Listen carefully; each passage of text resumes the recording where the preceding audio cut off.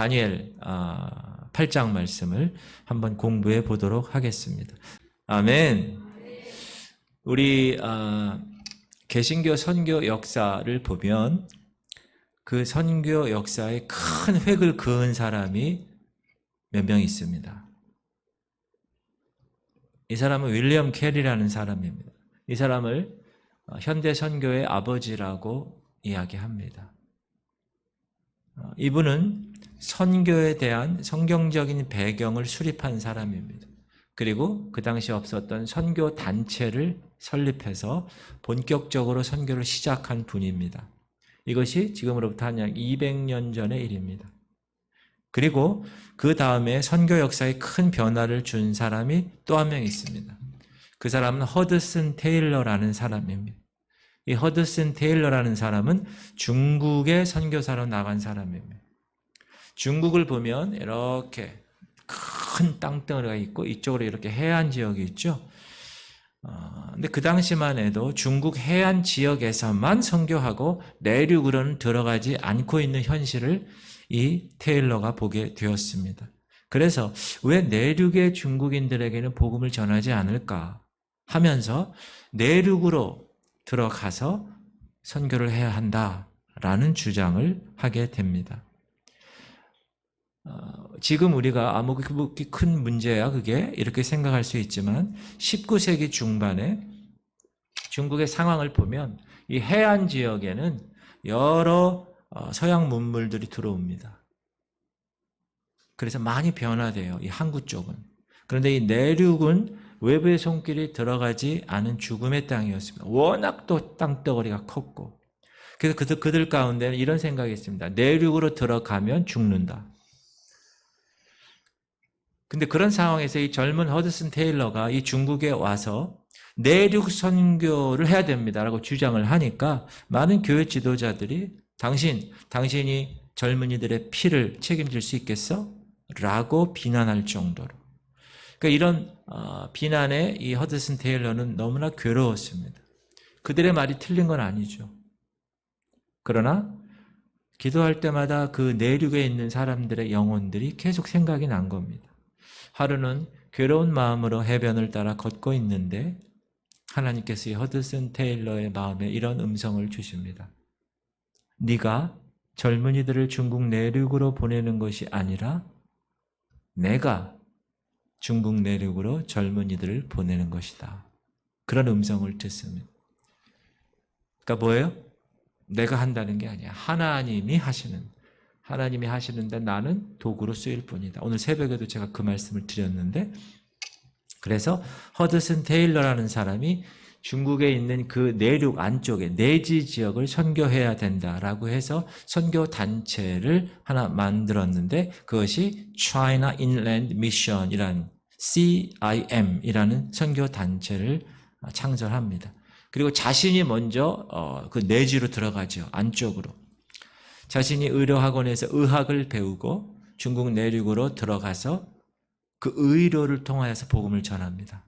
그리고 그 허드슨 테일러 이후에 약 6천 명이나 되는 선교사들이 중국 해안이 아니라 중국 내지로 들어가서 복음을 전합니다. 물론 많은 선교사들이 죽었습니다. 희생이 따랐습니다. 그러나 이를 계기로 해서 오지라고 할 수 있는 내륙 깊은 곳까지 복음이 들어가게 된 계기가 된 것입니다. 그래서 아까 중국 내지 선교의 CIM이라는 단체는 오늘날 OMF라고 해서 Overseas Missionary Fellowship 해가지고 해외 선교 연합회라는 이름으로 여전히 동아시아를 중심으로 지금도 활발히 선교 활동을 하고 있습니다. 무슨 말이냐? 이렇게 기독교 역사는 핍박의 역사였다라는 사실입니다. 우리 한국 기독교도 마찬가지입니다. 그렇죠? 여러분 홍대역 이쪽으로 안쪽으로 무슨 역이 있죠? 양화진 거기가 합정역에 가면 양화진이라는 곳이 있습니다. 가보셨어요? 우리 한번 가볼까요? 한번 가봅시다. 거기 가면 절두산이라고. 절두가 뭘까요? 머리가 잘렸다는 거. 박해로 인해서 그 양화진 거기에 우리나라를 위해서 조선 땅에 온 선교사들의 무덤이 있는 곳입니다. 거기 교회 하나가 있죠. 100주년 기념교회관이 있고, 우리 교회도 용인에 우리가 지난 봄에 겨울이었나요? 순교자 기념관을 방문했습니다. 이 땅에 복음을 위해서 피를 흘린 현장을 우리가 눈으로 보고 왔습니다. 무슨 얘기냐? 이렇게 교회는 많은 박해와 순교자의 희생 속에서 세워졌고, 교회에서 하는 일, 하나님의 선교는 반드시 희생이 따르고 섬김 없이는 이루어질 수 없다라는 사실이라는 것입니다. 자, 이것과 오늘 본문에 이 다니엘이 본 두 번째 환상과 연결을 해 보도록 하겠습니다. 오늘 본문은 다니엘이 본 두 번째 환상에 대해서 기록하고 있는데, 자, 7장 처음의 환상은 네 짐승에 관한 등장 나라였습니다. 그렇죠? 그래서 지난 시간에 바벨로니아, 헬라 이렇게 그 네 나라에 관해서 이야기했고, 그리고 이어서 인자 같은 이가 나타나셨다. 그리고 한때 반때 두 때를 지나서 인자 같은 이의 나라가 임한다. 그래서 바벨론으로부터 시작해서 지금까지 세상 종말까지 세상은 짐승 같은 세력이 다스릴 것이야, 이 땅은. 그러나 종국에는 영원한 하나님의 나라가 이루어질 것이야 라고 다니엘에게 보여주신 환상이 첫 번째 환상이었습니다. 그것이 7장이고, 오늘 다니엘서 8장은 두 번째, 자, 7장 환상이 있은 지 2년 후에 하나님이 또 하나의 환상을 보여주십니다. 7장 환상이 세계 전 역사를 통틀어서 보게 했다면 8장은 그 네 마리의 짐승 중에서 세 번째 헬라 제국, 한 나라에 해당되는 헬라의 통치 시기를 집중해서 우리에게 보여주고 있습니다. 7장에서는 큰 숲을 봤다면 이 8장에서는 한 나무를 집중적으로 보게 하신 것입니다. 그런데 너무 재밌는 게 다니엘서는 2장부터 7장까지는 아람어로 기록되었습니다. 이 아람어라는 것은 당시 공용어입니다. 그 동네 사람들은 다 아는 거예요. 나라는 달라도 그 동네는 다 아는 거예요.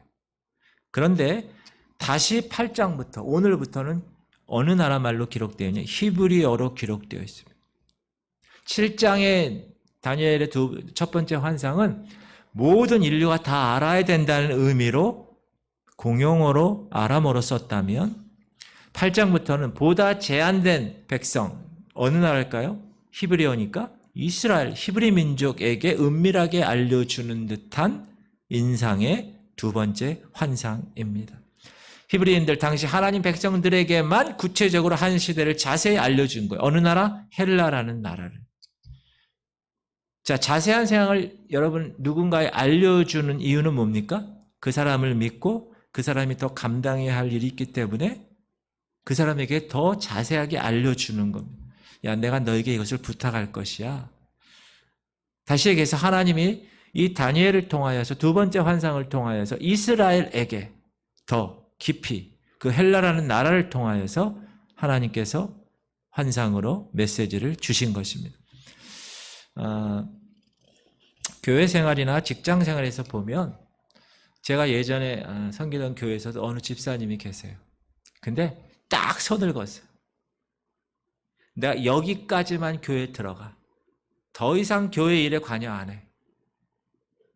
무엇인가 더 깊이 들어갈수록 책임감이 크기 때문에 안 들어가려는 사람이 있습니다.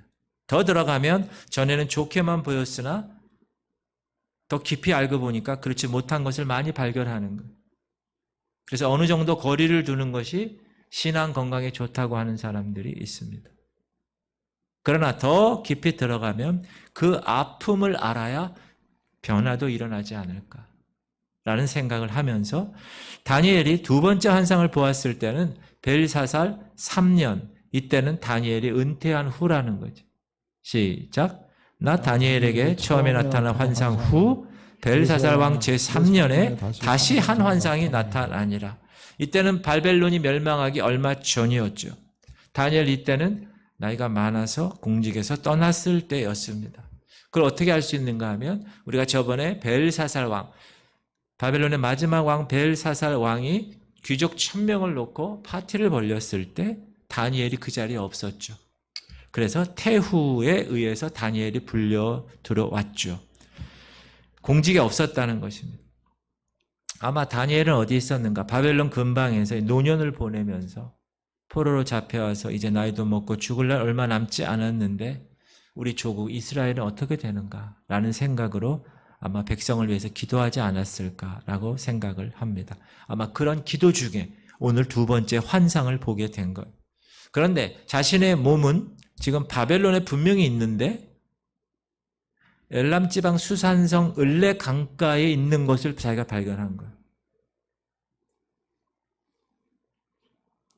자기는 분명히 바벨론에 있는데 자신의 몸이 붕 떠서 수산성 강가에서 일어나는 일을 보고 있는 거죠. 2절.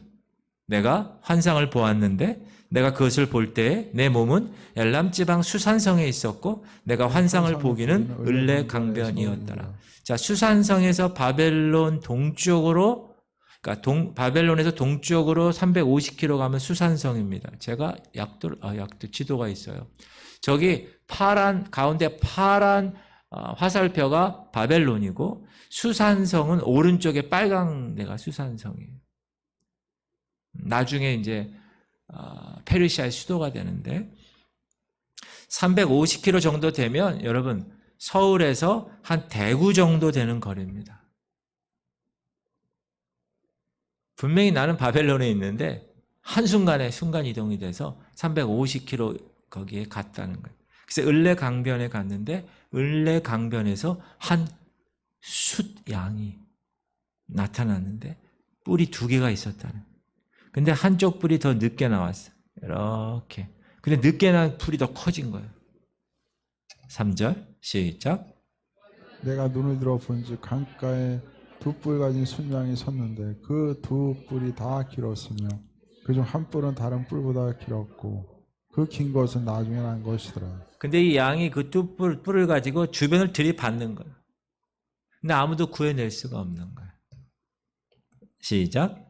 내가 본즉 그 순양이 서쪽과 북쪽과 남쪽을 향하여 받으나 그것을 당한 짐승이 하나도 없고 그 손에서 구할 자가 없으므로 그것이 원하는 대로 행하고 강하여졌더라. 네, 어떻게 할 수가 없다는 거예요. 여러분 양이 한번 돌진하기 시작하면 무섭죠. 뿔 달린 양이 특별히 다치기 쉽습니다. 이는 바벨론 다음에 일어나는 메데 바사 제국을 말합니다. 한 나라를 얘기하는 거예요. 자, 메데 바사는요. 지금 화면을 좀 크게 보여주실 거예요. 우리 민전도사님이. 예, 메데가 저 위쪽에 있고, 그렇죠? 바사가 밑에 쪽에 있는데 바벨론을 정복합니다. 페르시아가 바사예요. 저 바벨론을 나중에 정복하는 두 나라죠. 연합군. 메데가 먼저 일어났고 힘도 강했지만 늦게 일어난 이 페르시아 이 제국과 연합해서 바벨론을 멸망시키고 나서 그 후에는 메데는 힘을 잃고 이 페르시아 이 바사 제국이 그 지역을 다 장악합니다. 근데 이런 중에 아까 양 얘기 나왔는데 갑자기 염소가 나옵니다. 숫염소. 근데 그 발이 얼마나 빠른지 발이 땅에 닿지 않았다고 하는, 안 보였다는 거예요. 근데 이 숫염소는 2눈 사이에 뿔이 하나 있었다. 근데 이 뿔로 아까 처음에 있었던 그 숫양에게 다가가서 그 숫양의 2뿔을 다 부러뜨리고 숫양을 집어 던지고 짓밟았어. 근데 아무도 구해주는 사람이 없었다. 5절 시작. 내가 생각할 때 한 순염소가 서쪽에서부터 와서 온 지면에 두루다니되 땅에 닿지 아니하며 그 염소의 2눈 사이에는 현저한 뿔이 있더라.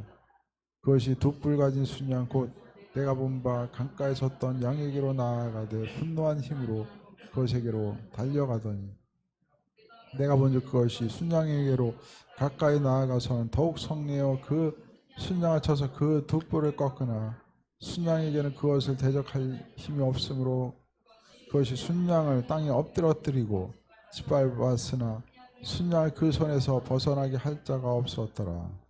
이 숫염소가 이렇게 힘이 강할 때 그 한 뿔이 딱 부러져요. 그리고 그 부러진 자리에 4개의 뿔이 쫙 올라와요.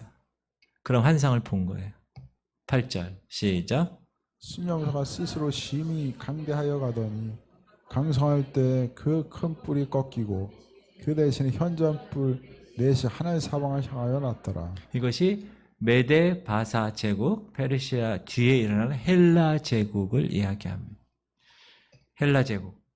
헬라 제국은 여러분 얼마나 큰지 인도부터 시작해가지고 이 유럽과 이 애굽과 이쪽을 전부 다 그것도 엄청 빠른 기간에 사실 처음에는 이 페르시아가 헬라 제국을 2번이나 공격해서 큰 승리를 한 적이 있었어요. 사실은.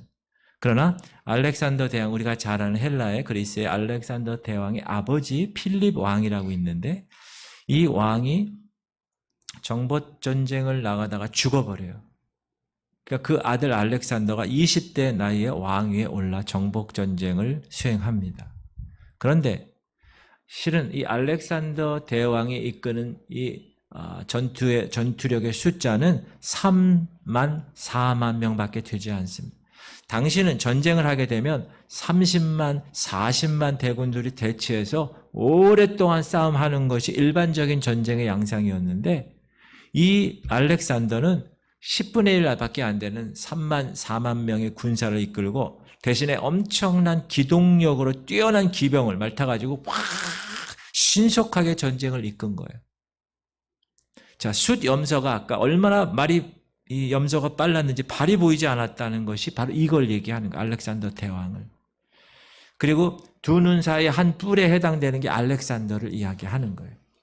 엄청나게 빠른 속도로 주변 나라를 정복합니다. 그 강대한 페르시아 제국을 3, 4년에 4번에 걸쳐서 결정적인 전투를 통해서 완전히 정복하고 아까 그림 봤지만 인도까지 진출합니다.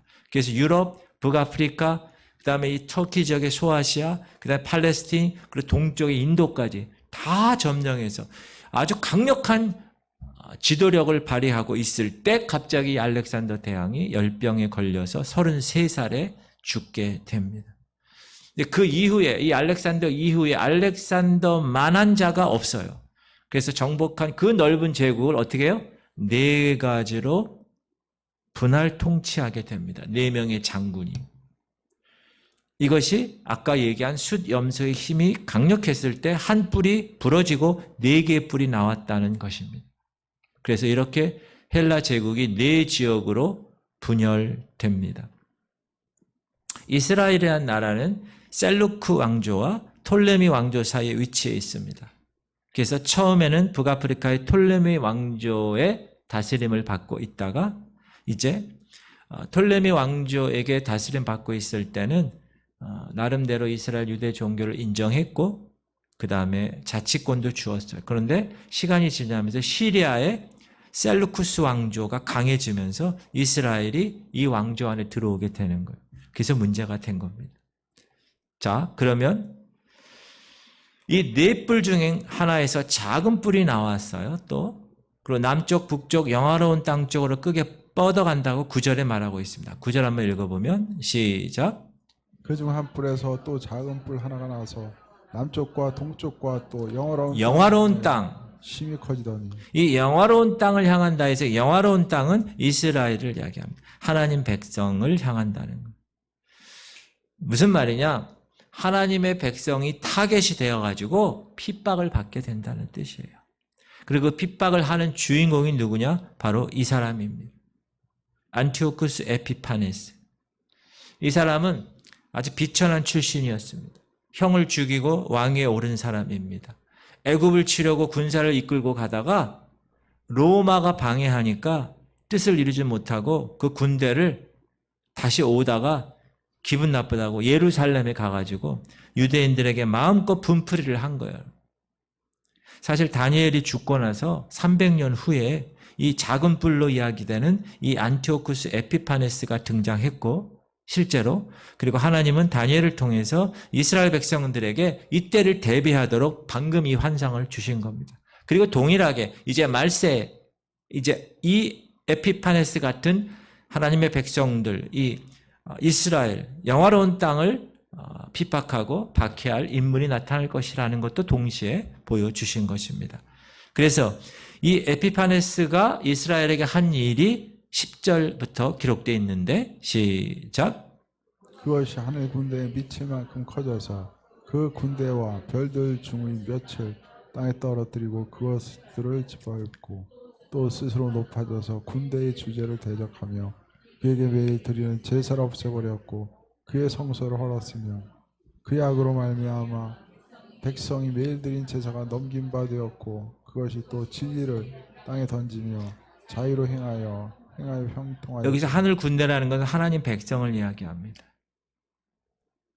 그리고 군대의 주제는 하나님을 의미하는 거예요. 다시 얘기해서 에피파네스 왕은 하나님을 대적했다는 거예요. 그리고 하나님의 백성들에게 아주 박해를 많이 갖다 줬다라는 것입니다.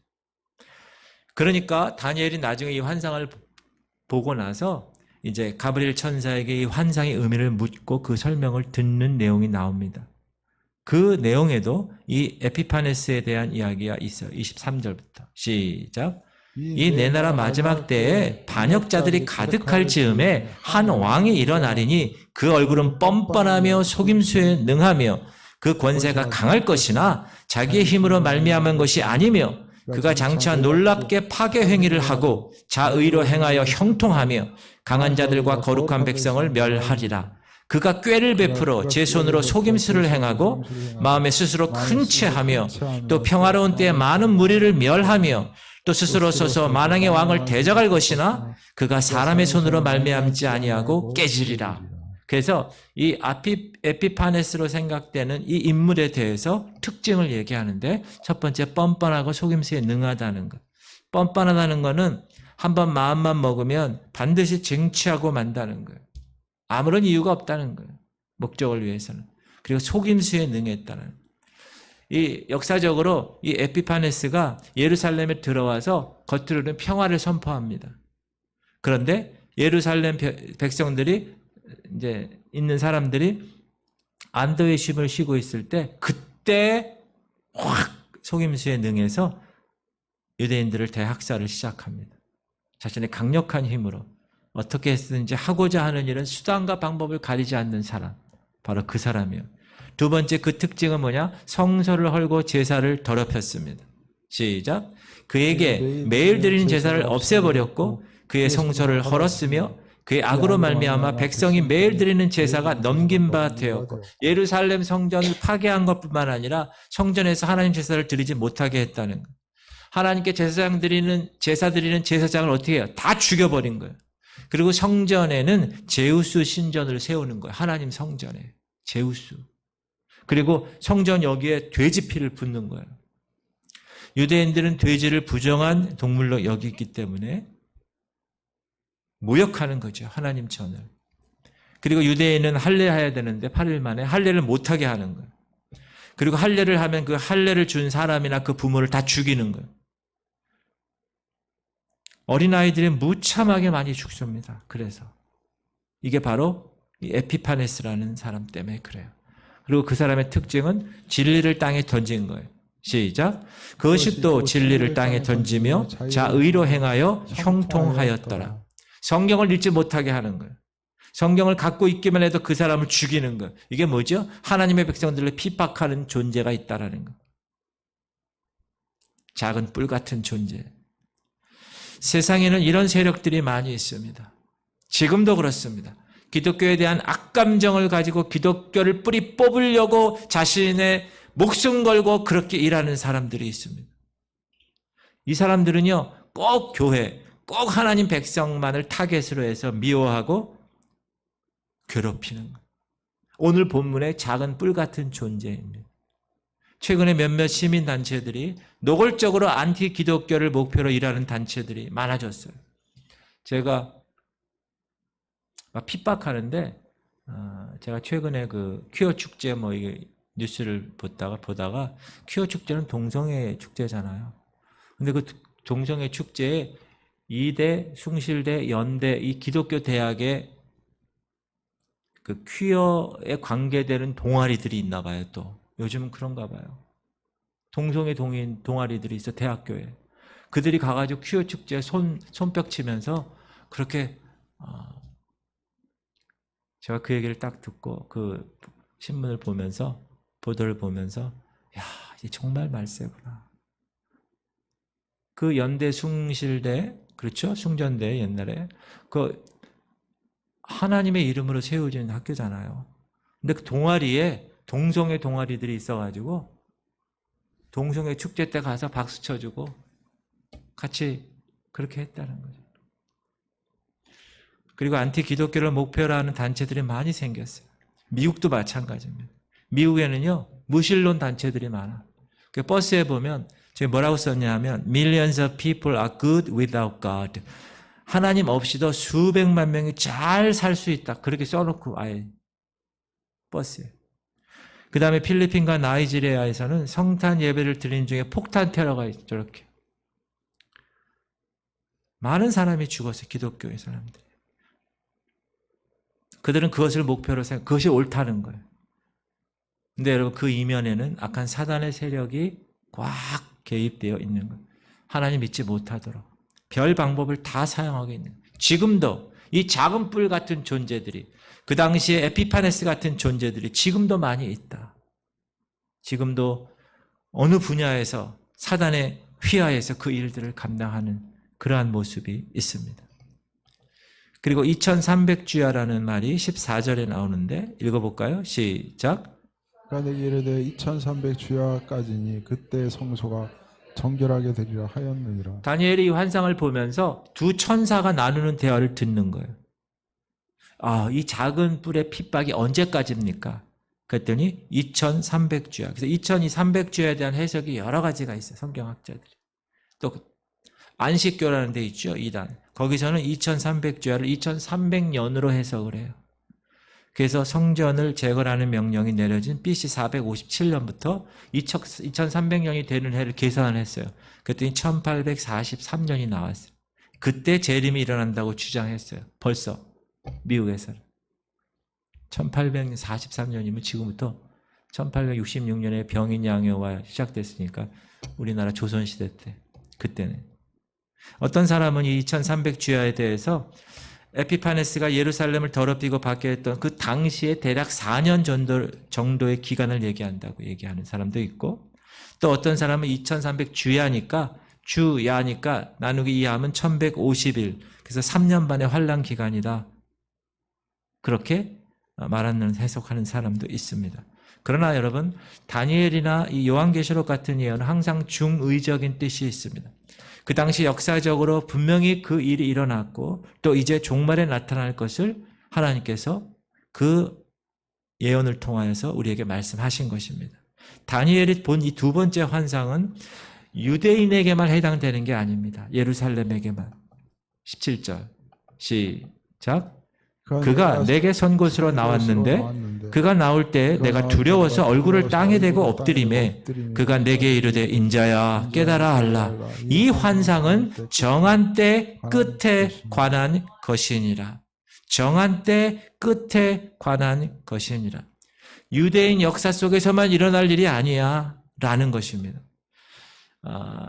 마태복음에서의 요한계시록이라고 하는 곳이 마태복음 24장인데 시작. 그러므로 너희가 선지자 다니엘이 말한 바 멸망에 가증한 것이 거룩한 곳에 선 것을 보거든 읽는 자는 깨달을진저. 이게 소계시록이라고 하죠. 마태복음 24장이. 세상의 마지막 때 일어날 일에 대해서 말씀하고 계신 것입니다. 그런데 그 말씀 중에 예수님이 얘기한 거예요. 예수님이 구약의 다니엘 시대 때 말씀하신 멸망에 가증한 것이 거룩한 곳에 선 것을 보거든 이라고 얘기해요. 예수님이. 자, 멸망에 가증한 것이 거룩한 곳에 섰다는 것은 뭐죠? 하나님 성전에 제우스 신전이 선 것을 얘기하는 거예요. 즉 다니엘의 예언처럼 유대인들이 겪은 그 환란이 세상 끝에도 이제 나타날 것이라는 거예요. 세상 끝에도 작은 뿔에 사단의 수하에 있는 존재가 나타날 것이라는 거예요. 마지막 때가 오기 전에 이와 같은 일이 분명히 있을 것이다 라는 것입니다. 우리는 오늘 본문을 보면서 적 그리스도, 엔타이크라이스트, 출현이 확실하다. 자, 그리스도가 있는데 안티크라이스트가 있다는 거예요. 사단에 의해서. 또한 한편 우리는 적 그리스도의 제거도 확실한 것을 알고 기뻐할 수 있어야 됩니다. 그럼 이런 생각이 들어요. 목사님, 주전 2세기의 안티오코스 에피파네스와 세상 종말에 나타날 불법의 사람 적 그리스도 똑같이 왜 작은 뿔로 묘사할까요? 이 둘은 이미 한 사람은 역사에 나타났고 다른 한 사람은 아직 출현하지 않았는데 왜 동일한 언어로 표현될까? 상이한 두 사람을. 그 이유는 이렇습니다. 이 두 인물들이 내용적으로 보니까 똑같은 내용이라는 거예요. 내용적으로 동일인이기 때문에 그렇습니다. 신약의 말씀에 비추어서 이 말씀을 생각해 보면 신약 성경을 여러분 잘 읽어보면 적 그리스도가 나타날 것을 누차 지적했어요. 그런데 신약은 적 그리스도의 영이 이미 이 세상에 들어왔고 많은 적 그리스도인들이 벌써 나타났다고 증언하는 거예요. 작은 뿔들이.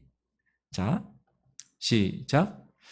아이들아, 지금은 마지막 때라. 적 그리스도가 오리라는 말을 너희가 들은 것 같이 지금도 많은 적 그리스도가 일어났으니 그러므로 우리가 마지막 때인 줄 아노라. 그들이 우리에게서 나갔으나 우리에게 속하지 아니하였나니 만일 우리에게 속하였다라면 우리와 함께 거하였으려니와 그들이 나간 것은 다 우리에게 속하지 아니함을 나타내려 하며 적 그리스도는 우리에게 속한 존재가 아니라는 거예요. 예수를 시인하는 아니하는 영마다 하나님께 속한 것이 아니니 이것이 곧 적 그리스도의 영이라. 오리라 한 말을 너희가 들었거니와 벌써 지금 이 세상에 있느니라. 미혹되는 자가 세상에 많이 나왔으니 이는 예수 그리스도께서 육체로 오심을 부인하는 자라. 이런 자가 미혹하는 자요 적 그리스도니. 자, 앞에서 나타난 이미 많은 적 그리스도들이 있었다는 거예요. 근데 이제 마지막 적 그리스도, 대문자, 그 적 그리스도와 동일한 호칭으로 지금 불려지고 있다는 거예요. 이 마지막 때의 적 그리스도는 지금까지 나타났던 적 그리스도보다 훨씬 능력이 강하고 한층 사악한 자입니다. 그는 그 전임자들과는 전혀 다른 동류의 인물이 아니라는 거예요. 그의 권세와 그의 악독성이 그 앞서간 적 그리스도보다 훨씬 월등하다는 거예요. 그러니까 여러분, 나중에 적 그리스도가 나타나는 것은 이 세상이 처음 경험하는 게 아니에요. 그 수많은 뿔들이 지금까지 많이 나타났는데 이제 역사상에 많은 적 그리스도인들이 나타났는데 이제 마지막 적 그리스도는 그의 활동에 있어서 말세에 전례가 없는 격렬성이 뛰는 존재가 될 것이다 라는 것을 우리가 알 수 있어야 된다. 지금까지 많은 작은 뿔들이 세상에 나타났었습니다. 마지막 때까지 이 작은 뿔들의 활약은 계속될 것입니다. 아까 우리가 언급했던 그 역사에 있었던 안티오코스 에피파네스를 위시해서 하나님을 멸시하고 과거에 그의 백성들을 멸절시키기 위해서 악독을 퍼부은 자들이 얼마나 많은지 몰라요. 지금도 엄연히 존재합니다. 다니엘의 예언처럼 유대인들이 겪은 그 환란이 세상 끝에도 장차 일어날 것이라는 징조가 분명하게 말씀으로 기록되어 있다는 거예요. 하나님의 마지막 심판대가 오기 전에 반드시 일이 일어날 것이다. 분명히 말씀으로 이야기하고 있습니다. 이와 같은 일은 역사 속에서 계속 우리가 발견할 수 있는데 한국도 마찬가지입니다. 우리가 일제시대 때 여러분 얼마나 많은 핍박을 받았습니까? 예수 믿는 사람들. 정말 많이 핍박받았어요. 신사참배로 핍박받았어요. 물론 신사참배 한 사람도 있어요. 신앙을 배신한 사람도 있지만 그러나 성결교단은 어떤 교단이라고요? 신사참배 거부한 교단이라는. 여러분 이 교회는 어느 교단이라고요? 근데 별로 기분이 안 좋으신 것 같은데. 제합리교회 사건 여러분 아실 거예요. 지금 예배 드리고 있는데 밖에서 문을 잠궜어요. 그리고 불 질렀어요. 그 안에 있는 교인들이 다 죽었어요. 그런 핍박을 받았어요. 성경을 읽지 못하게 하려고 성경을 먹물로 다 칠해버렸어요. 지금도 북한 땅에서는 신앙의 자유가 없죠. 다 지하로 들어갔는데 예수 믿는다 걸리면 공개 처형 당합니다. 이런 핍박은 세계 곳곳에서 일어났어요. 지금 이슬람권도 그렇고. 이슬람권에서 선교했던 사람들 얼마나 많이 죽었어요. 다 작은 뿔들에 의해서 죽음을 당한 겁니다. 그러나 우리는 이런 포악 무도한 자들이 하나님 눈에는 어떤 거예요? 한갓 작은 뿔임에 지나치지 않는다라는 것을 기억해야 할 것입니다. 우리가 보기에는 이들이 무섭고 우리가 보기에는 이들의 세력이 대단한 것 같지만 자신만만하게 이들이 큰 소리 칠지 모르지만 그들이 영원히 집권할 것처럼 보기도 하지만 그러나 하나님께서는 그런 세력 아무것도 아닌 것으로 여러분 하나님 손바닥 안에서 그 무슨 큰 힘이 있겠습니까? 그분은 인간의 막강한 세력들을 마음대로 제거하실 수 있는 분이시고 최후의 적 그리스도도 하나님의 전능하신 힘으로 다스려 가실 분임을 우리는 믿습니다. 마지막 적 그리스도도 똑같은 운명에 놓여 있는 걸 우리가 알아요. 다른 것이 있다면 맨 마지막에 강하게 등장하는 것밖에 없는 거예요. 아까 순양 나왔듯이 어린 양이 나와요. 시작. 이튿날 요한이 예수께서 자기에게 나오심을 보고 가로되 보라 세상 죄를 지고 가는 하나님의 어린 양이로다. 내가 또 보니 보좌와 네 생물과 장로들 사이에 한 어린 양이 서 있는데 일찍이 죽임을 당한 것 같더라. 그에게 7 꿀물과 7 눈이 있으니 이 눈들은 온 땅에 보내심을 받은 하나님의 7 양이로다. 여러분 세상에 그 작은 뿔들이 수많이 왔다 갔지만 그러나 하나님의 뿔, 어린 양에 있는 그 하나님의 뿔은 아직도 건재합니다. 수많은 숫 양과 숫 염소들이 역사의 무대에서 사라졌습니다. 그러나 하나님의 어린 양은 아직도 살아계시고 지금 하늘에서 하나님의 나라를 위해서 준비하고 계십니다. 그 나라에 초청하기 위해서 이미 가셨어요. 처소를 예배하고 다시 와서 내가 너희를 내게로 영접하여 나 있는 곳에 너희도 있게 하리라 분명히 약속하셨습니다. 세상의 헛된 왕권들과 그 뿔들, 영원히 존속될 것 같은 그 세력들은 다 이제 끊어진 겁니다. 그러나 하나님의 나라에 영원토록 무궁토록 그 영광과 존귀를 받는 하나님의 어린 양, 그 권세는 너무나 대조적이죠.